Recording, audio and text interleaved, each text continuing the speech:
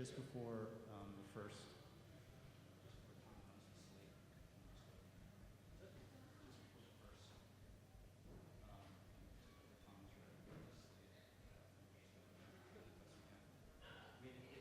Slate's going to go off because we're going to turn it on. It's an hour long. It's really big difference. He's just going to go in there. What? It's just going to be a constant. Yep.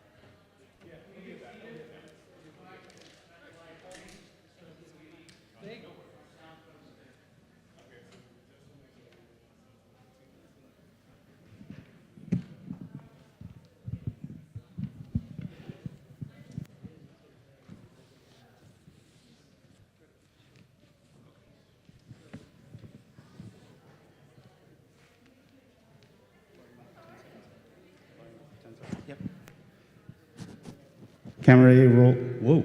Camera A rolling. Camera B rolling. This is good. This works out pretty well. You see the slate? Mark.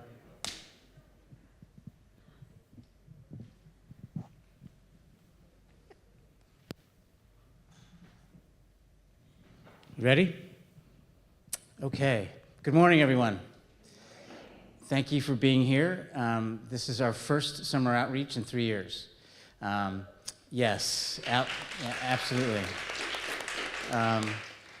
We've had crews working yesterday and this morning to get hundreds of backpacks that will be going out to the streets in the coming weeks. And so it's been an incredible 2 years and 2.5 years of service. I mean, we've done a lot, but we've missed our people. So a few crews are actually going out today to touch our folks again for the first time. So please pray for us, because there's a new potential new pandemic that's hitting our country. And so, but it's time that we got out in our neighborhoods and touch the folks that have been lost in these last 3 years. So what you're about to experience today is a huge part of our work. Education has always been a founding pillar of our organization. So, by the way, I'm Tom Bhagamani. I'm the CEO and founder of The Giving Spirit, and proud and humbled and honored to be here today to serve with you. So the panel you're about to witness is focused on one of the most volatile, misunderstood, but passionate issue that affects the poor, and it affects the perception of homelessness, and that's mental health. And so the truth behind mental health and homelessness, which comes first, that's the key question for all of you to get an understanding of today. It's not as easy as cart and horse, and you're going to find out today. So let me introduce you to the moderator of our panel, a gentleman that we're so blessed to have. And when you hear his credentials, you'll know why. And I'm cutting this in half because I could spend the next hour talking about Martel's experience. But Martel Akanji has over 15 years of robust experience working with communities, administrators, and legislatures in the fields of juvenile justice, public health, and education. He focuses his intent on equity and justice to liberate and heal communities. He has worked alongside legislators to bring awareness to issues that marginalize our most vulnerable communities: youth homelessness, juvenile justice, foster care, and education. He is known to have led in the implementation and development of the first permanent LGBTQ resource center at Cal State Northridge. He drove change with the Coca-Cola Next Generation of LGBTQ leaders and led a national queer people of color conference. He is, see how long this is. He is currently working on his doctorate in leadership and change, go figure, focusing his dissertation on social identity and organizational culture. It's my pleasure to turn the mic over to our dear friend, Martel Akanji.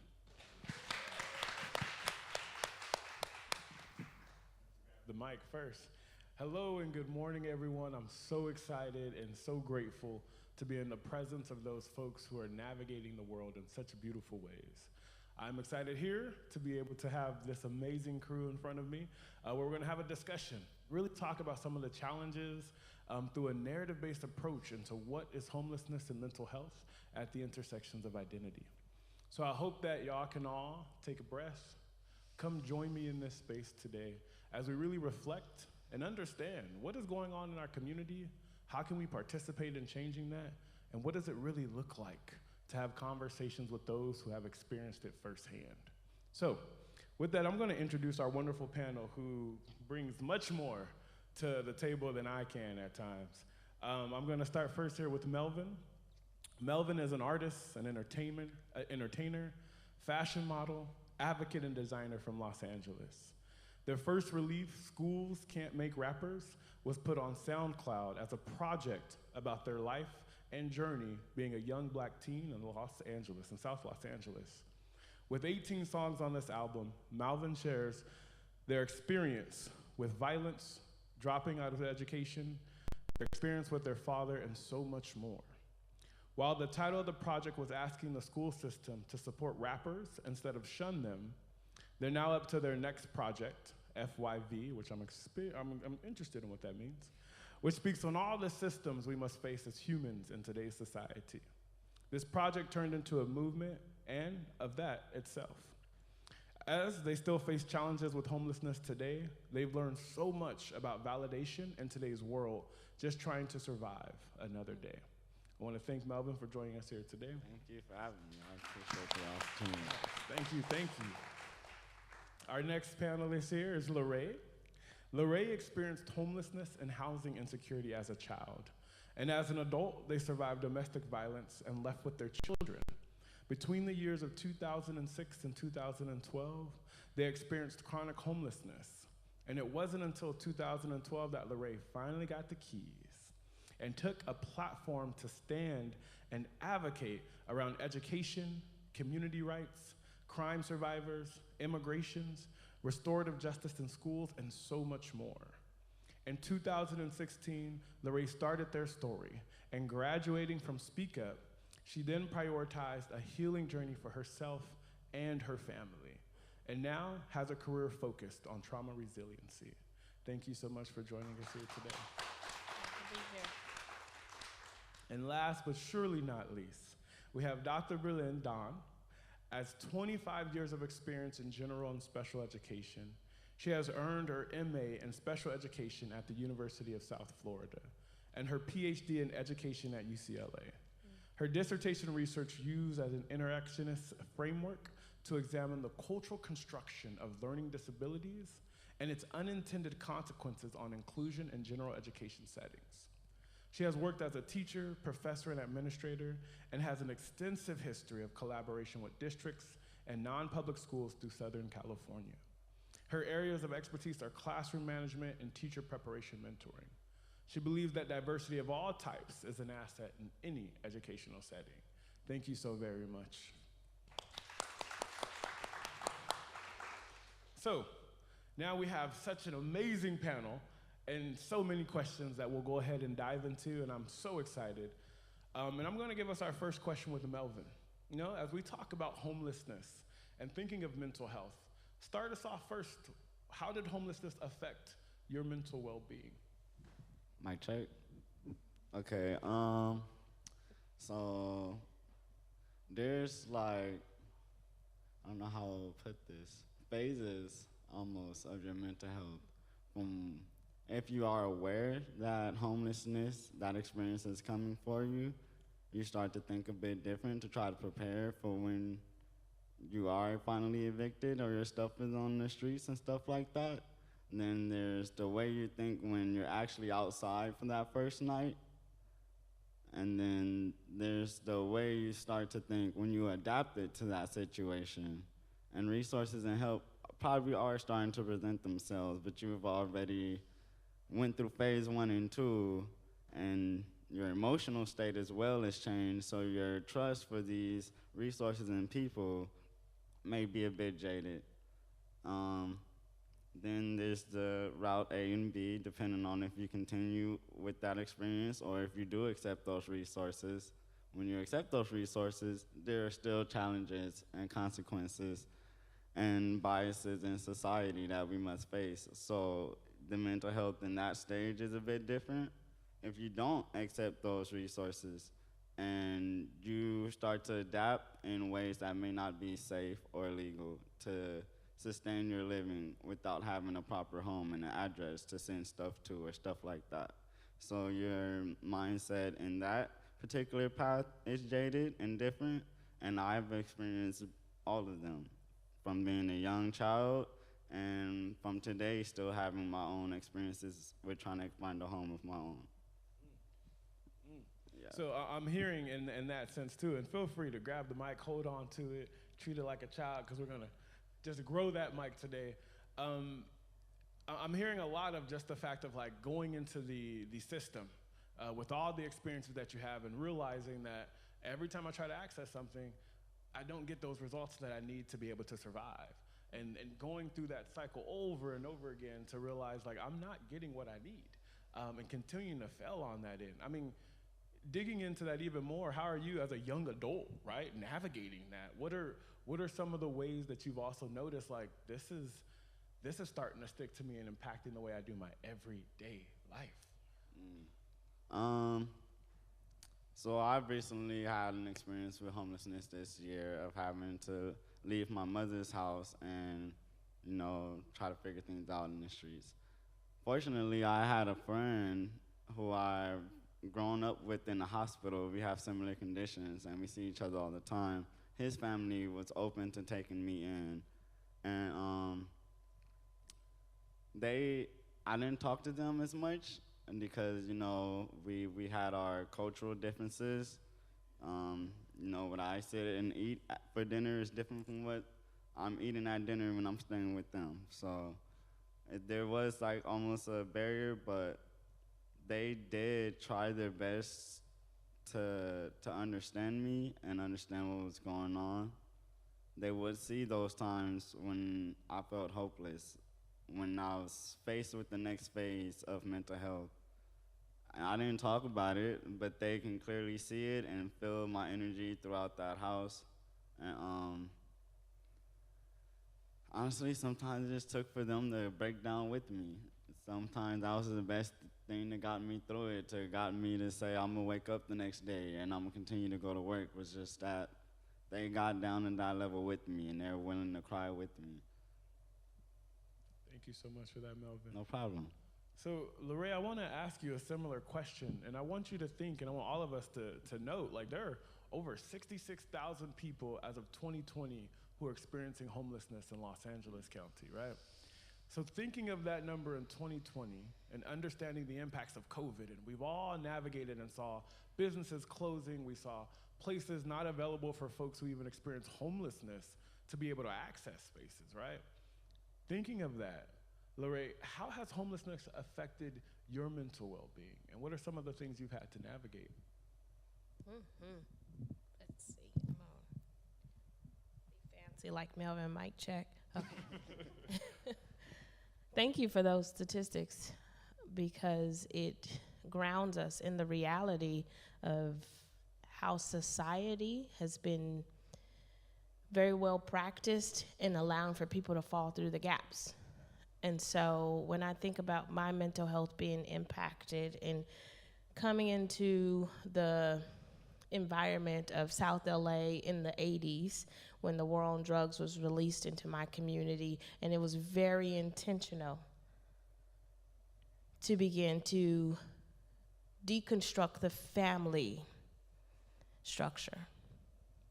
My dad was constantly being put into the incarceration system. My mom was constantly being pinned up against, do I work or do I take care of my children?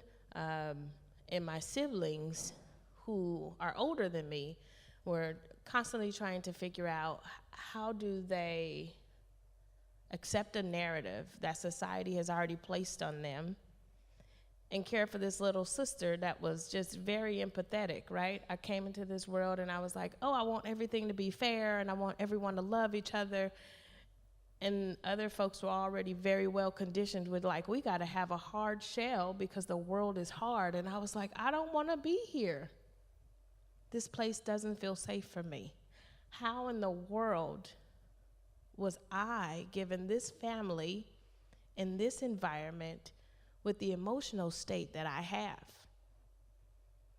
I could not figure it out. I spent over 20 years of my life suicidal because I could not figure out how do I, someone who wants everything to be fair and everyone to be loving and everyone to work together, be constantly caught up in a pattern where people were in competition and needing to put the next person down so that they could build themselves up, or to wear this very hard shell so that they could be okay with the way society functioned. And I kept breaking, mentally, breaking. From those moments of laying in the bed and thinking to myself, like, there's something more.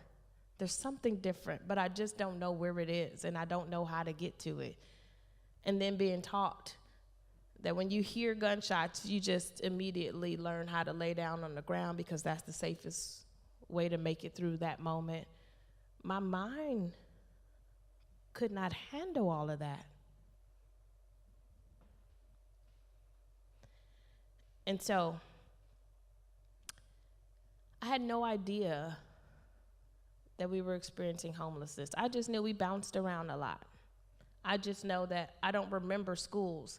I just know that I don't have childhood friends because we moved so often. I just know that my dad was in and out of the home a lot, and that the police would drop him off and he would be beaten and bruised, and he would be the police would tell us, keep him in for the night.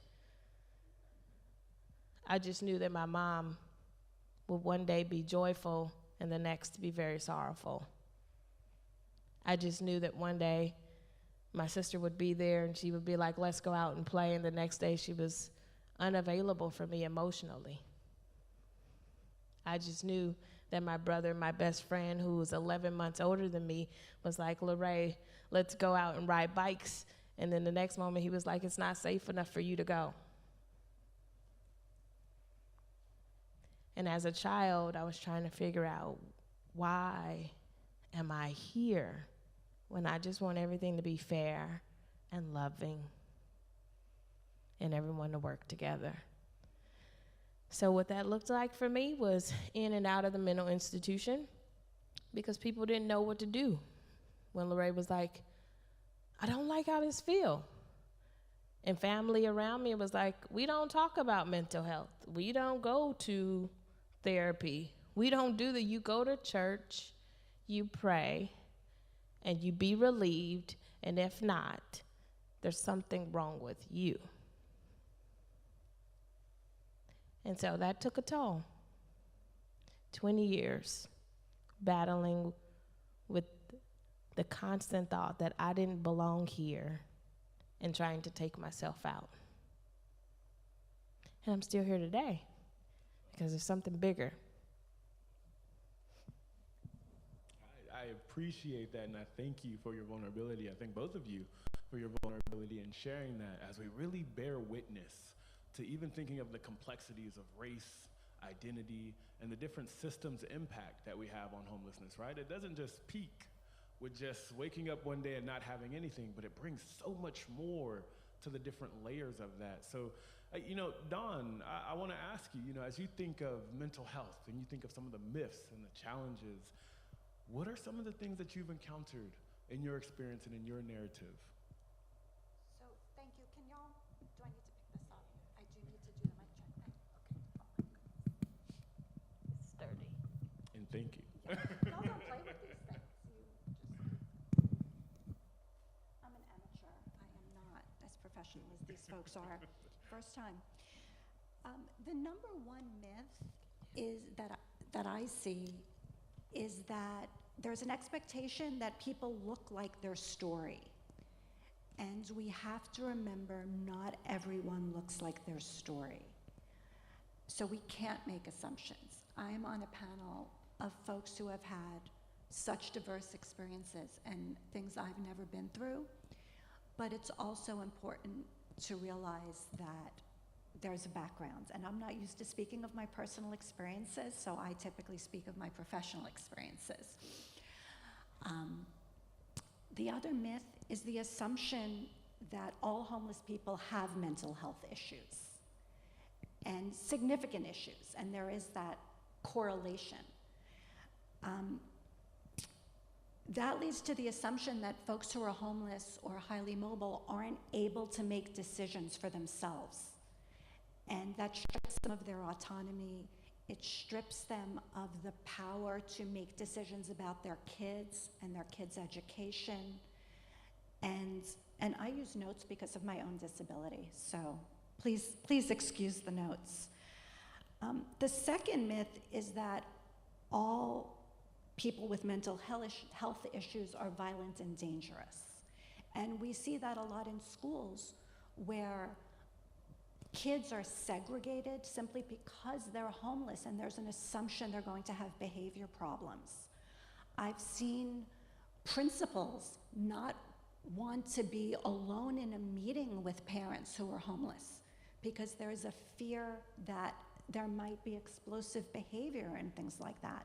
So all of those assumptions that correlate homelessness and mental health issues with violent and dangerous behavior are just pervasive in the education system, as well as in systems regarding juvenile justice and housing and social supports. Thank you so much, Don. And you raised something to me that just really speaks so true, right? When we judge a book by its cover, what outcomes, what expectations do we put on that person?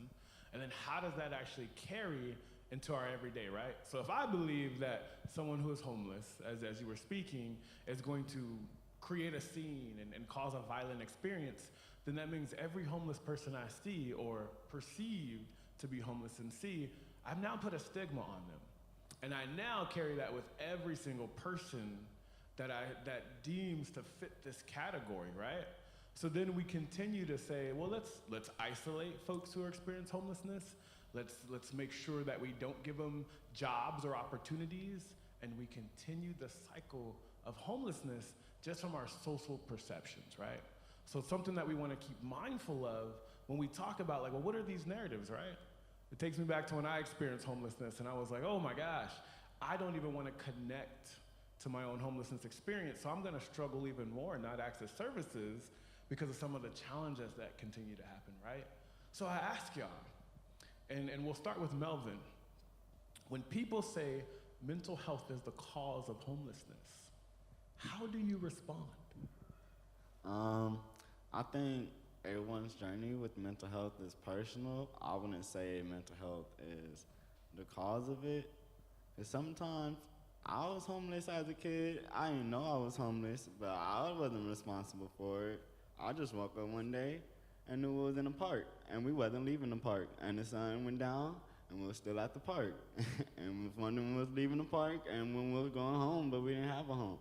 So my mental health as a child, I'm still pure. I'm still unaware of all the imaginary laws society has placed on human beings. So in that experience, no. For today, now that I'm older and I've dealt with my time being a human being in this experience, my mental health has become a problem to where people feel like they can't live with me. Because some days I'm just like, yes, proactive. I want to work. I want to be in the studio. I want to make NFTs. I want to create all the time. And then some days it's like, I don't want to be here. Like how she feels. Like I wake up, I look at the news, I get on my phone, and I see how terrible the world is, and I'm fed up, and I want to leave. So that does create problems within my living situation today.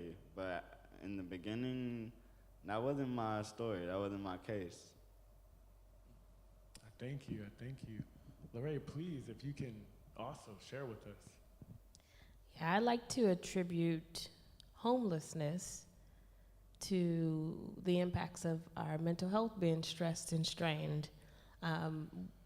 What I know is that as a people of copper tones is that we came seeking sanctuary, and we're still seeking sanctuary. What we know is that there's acknowledgement of the land, but when we look at the acknowledgement of wealth and where wealth was built on the backs of our people, we're still seeking sanctuary. And if a person is constantly seeking something that is being dangled in front of them as like that carrot that disappears every time you get close, your mental health is going to be impacted. Langston Hughes talks about the dream deferred. Our people are still seeking sanctuary.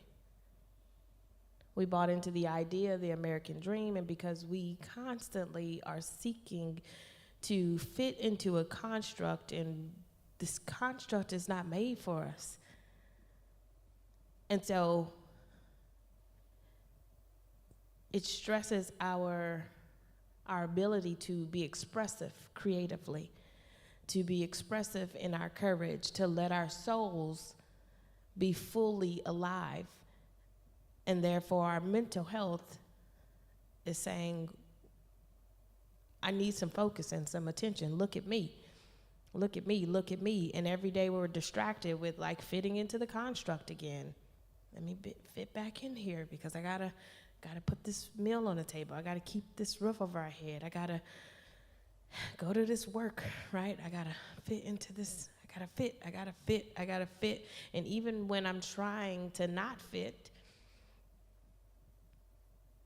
my mental health is strained because everyone else is like, look, you're not fitting, without saying it.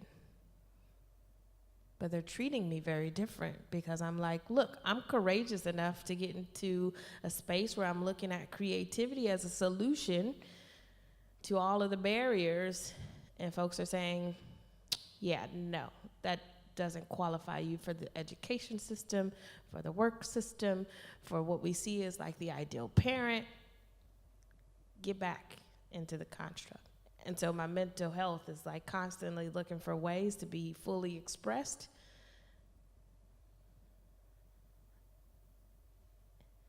And I'm still trying to figure that out. I thank you so much for that. I really want everyone to kind of sit with that. Imagine that, and you know, if you have to close your eyes in this 1 minute, imagine sitting with that for a second. Maybe you're gonna visualize yourself in a car at this moment, and I want you to say, I'm getting into this car that I cannot fit in, and I have to drive it across the nation. If anyone's ever driven from California to Atlanta or to New York or any long distances, imagine that, or sat in a plane, right? Or you were just going on a small camping trip, whatever that looks like. Imagine having to fit inside of a small space that you don't fit in, and that uncomfort that it does to the body, right? Because our body is also connected to everything that makes us who we are today, right? So our traumas even live within our bodies, right? If we touch fire, our body reacts and says, don't do that. So imagine going into a car where we don't fit in and we can't get out, and we're constantly trying to push and weave our way out. Our body starts to adapt to that, and maybe not in so many good ways, right? So we're talking about mental health not just internally, but we're seeing it externally. So I even ask you, Dawn, as you think about it as an educator, right, as being in our system, when we think of our students and navigating homelessness, when we think of their accessibility to mental health or the conversations that happen in the classroom, what's going on? What can you tell us about that? That's a great question, and this ties into what Lorraine was just saying about the constructs and the labels we use and the need for kids or adults to have particular labels to access particular services, whether it's a disability label, a mental health label, a homeless label. And instead of focusing on what folks need to be successful, it's what label can we put on them, what box can we put them in so they can access those services. And folks have learned that in order to get what they need, I've worked with students, adults, and even myself, I've learned that to access certain services that I know I need, I might have to say certain things or act a certain way. And, you know, some people say it's gaming the system. No, it's survival.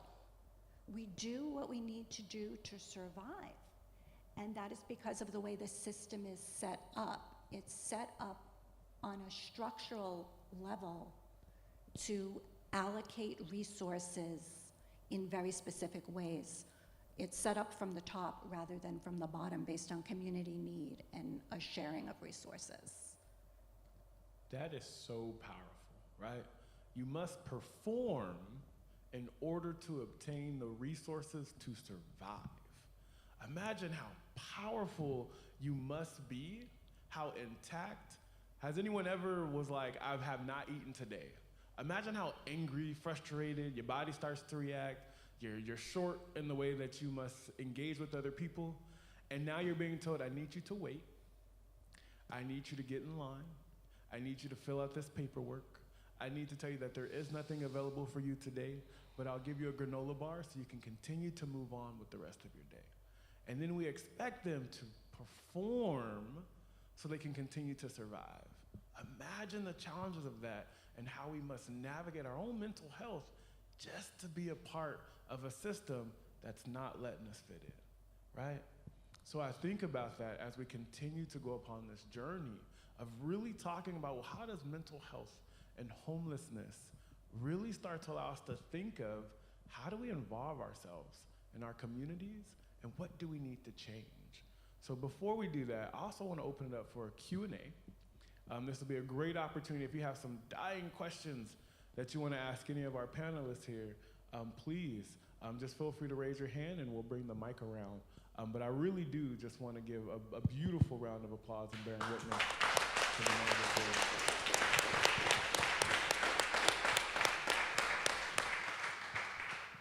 Is there any questions that you have that you want to ask the panelists?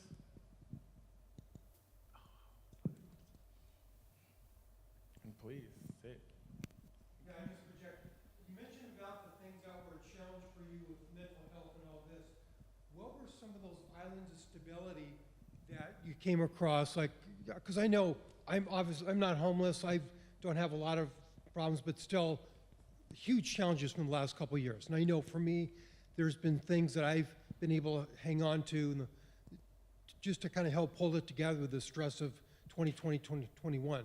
So in your experiences, what were some of those kind of nuggets of things that kind of help keep you grounded to some degree? So for me this year, my experience was homelessness. I didn't feel defeated. I felt empowered. I know that's such a strange thing to say, but I felt like something more was to come, and that's because I had hope. And I feel like, honestly, my music is what gave me hope. So it's not easy being a music artist without having a home, because for one, where you're gonna put all your studio equipment now. There's an organization called the Reverence Project. They go by TRP, and they connect me to creative healing projects, resources, and communities. So I will call them every now and then, let them know how I was doing, and they would keep me updated with creative projects, even though I still had to find a normal job and stuff. Just my passion alone is what gave me the hope to feel like this is not gonna last forever. I'm gonna get my own place, I'm gonna get my own job. Yeah, so programs that provide hope, I feel like is very helpful. As long as people have hope, they will continue to fight another day. Thank you. I just want to add that absolutely, but when you first started your question, I heard you sort of downplay the challenges you've been experiencing. And I always encourage everyone to respect what their body and their minds are telling them about their own challenges, and not compare their situation to others. And not to say, well, my situation isn't as bad as other people's, so I should be fine. Or to say, well, my housing is secure, so I still have a roof over my head. I'm not living or sleeping rough, as we say. I'm not sleeping on the street, so I shouldn't be stressed out at all because other people have it so much worse. Yes, there's a spectrum of experiences, but we have to respect what our body and mind are telling us, and it's okay to acknowledge the stress we're under and get whatever services or relaxation is accessible to us, to just listen to our bodies and respond to that with care and have grace with ourselves. Yeah, I'm gonna have to echo that as well too, because it allows you to then say, if this is how I feel with these resources, then the next layer of that creates more. So it could even tell us a much deeper and explicit story into what is really happening, right? So thank you, Don, for really saying that. Lorraine, is there anything you wanted to add to that question as well too, like how you've been practicing self-care, and what does self-care look like? Yeah, so self-care to me looks like being with my body, being courageous, and allowing for creativity to be expressed. So I practice liberation in my work as a social justice activist by being expressive. As you see, the hat here was made by a creator from Africa, and I intentionally wore it today because I brought my ancestors here with me. And I also brought this drum it was given to Melvin, and I look into ways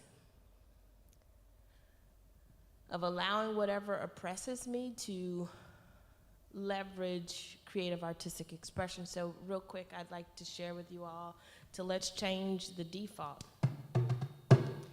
Let's change the default. See, in the years that I was taught that it was set by default for the hoods to get caught up, and see, that's how I was brought up. And so I put my pain on the side, I took my faith and put it in drive. Let's change the default. Cause yeah, it's a shakedown and I've been laid down, but watch how it come round. Here is my agreement. Breathe in, breath out.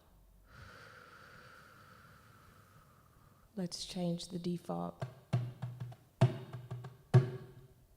I won't stop reaching, change makers and seekers. It ain't just me speaking, I'm pleading for peace on the blocks and these streets.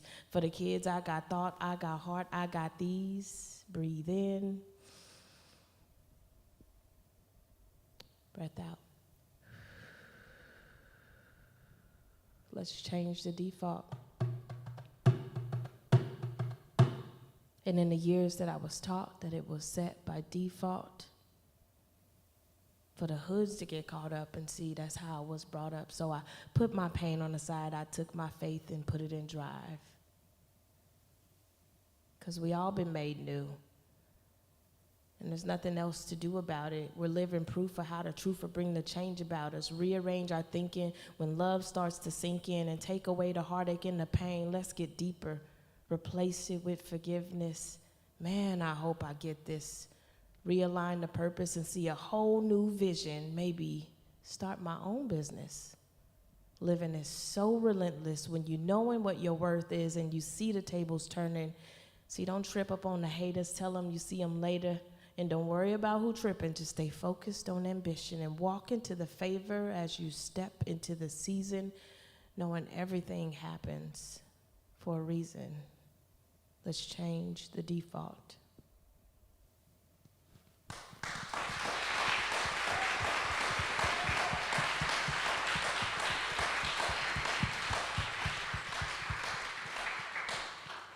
There are no words left to say, as you have said all that is needed to be said. Thank you so very much.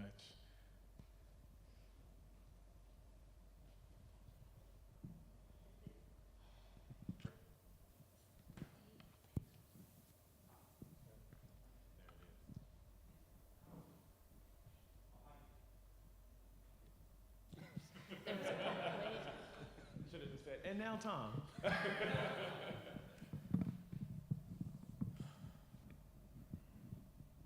So I've been doing this 22 years, and I'm still learning. So thank you for taking a huge step today in your learning. It's our mission to continue to bring these amazing human beings to you in any shape or form, whether it's in the streets with us in outreach, whether it's being guided on this amazing journey with Martel. But the value of human life is presented to us every day, and how we evaluate that value, right?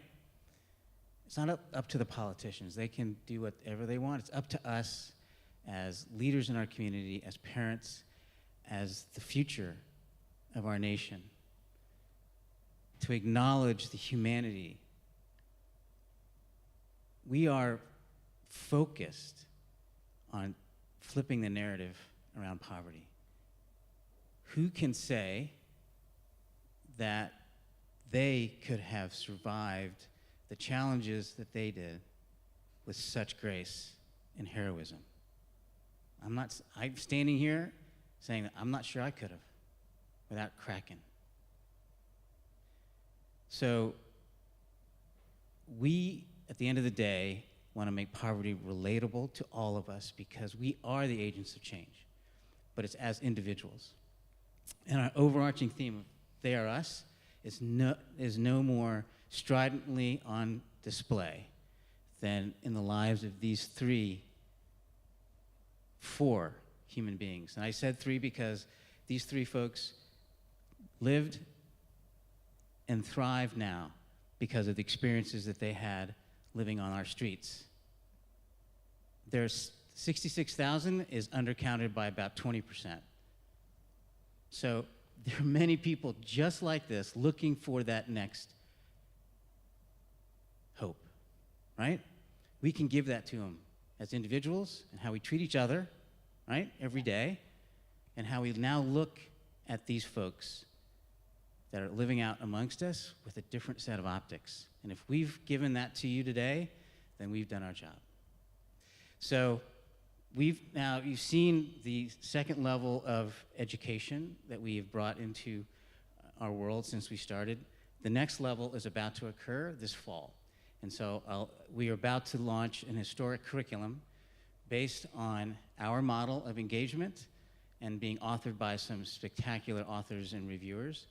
So what you're about to see is a short film, on those that are authoring this curriculum that's going to be released in beta form this fall.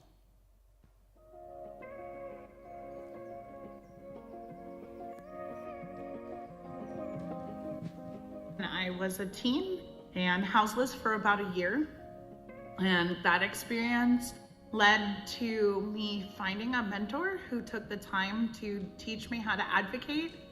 I first lived in a car at the age of 5, and by the time I finished high school, I went to 16 different schools. Through this process, I learned so much more needed to be done, and I wanted to be a part of that change. I experienced housing instability as a transition age youth after coming out as non-binary and queer. I first learned about the Giving Spirit through an incredible network of people who centralize their efforts and their lives around those who experience houselessness. Working on this project has been a precious opportunity to do meaningful work aligned with my values. It affords me the opportunity to show others that there are solutions, that there are human beings that are experiencing this, that it's a systematic and cultural issue instead of just an individual issue. By addressing the stereotypes and misconceptions about poverty head on, we are more equipped to make long-term changes that uplift one another as a community. This course is a humanizing project. When housed people sincerely engage with the content, they will begin to perceive how all of us have a role in housing justice. I truly believe that developing different educational materials such as this course will not only provide the community with tools to have very important discussions, but give them the means to help those that they might not have had previously. I would also like to see this course offered to politicians who are a group of stakeholders who need to understand the reality of housing injustice so that first, they can stop perpetuating it, and second, shift their practices to be part of the solution. I believe this is something that could be used across the nation, across the world, in order to build empathy, strategies, and solutions to houselessness. This is an issue that will take 1 million different humans and 1 million different ways to solve, because there is not one individual who has experienced houselessness in the same exact way.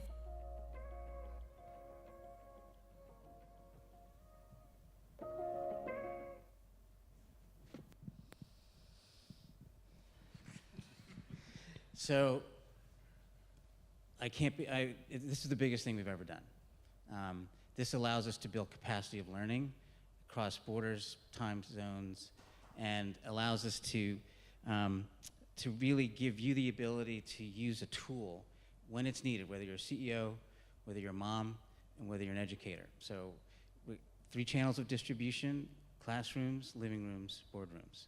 And so dynamic, engaging content that will take you through a process of learning and also engagement. There's a call to action at the end of the course that you have to go out and do something and upload your success to graduate with a certificate. So it's groundbreaking, it's historic, it's scary as hell. But it keeps us, we're still in our lane of learning.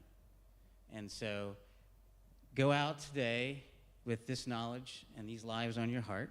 I think a lot of you are going to join us over at Fellowship Hall to build some kits. So now you can roll up your sleeves and put your passion and compassion serving others materially. I want to thank the panel once again. Martel, amazing job. Thank you, my friend. And our three experts. All right? Thank you. Thanks, everyone. Let's Thank you all. Thank you all.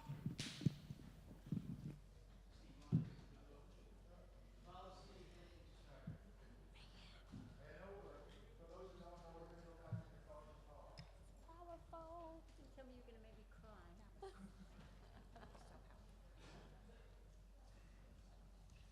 Right, do you wanna come in with the? Yes. Unless you wanted to, Yes, yes, yes. I got it. I don't got yours. Thank you so much. Thank you. Your story really touched me, and I want to thank you for sharing. And I was wondering if you'd be interested in coming to speak at our company, and we would pay you a lot of money. I would love to get to learn more about how you achieve social justice. So if I give you a card, you want to maybe call me? Yeah. Yes. I'm super excited about that. Me too. Yeah. I want to hear more about your company, and So the idea I love the heart of. yeah, I just like that. Like what you are, I love you. You're so important. Now we're in a park, so it's a beverage Oh, company. I love this program. You're kidding. No way. I'll send you the heart. Wonderful. So just text me or email me. Actually, I don't know if my mobile number's on there. Let me see. I didn't. I don't think I have a pen. It's not, but my email. Can you email me? I can. Okay, cool. Yeah. Do this We'll talk. together. Nice to meet you. Thank you so much. Thank you And so thank you for much. being interested in Oh, I want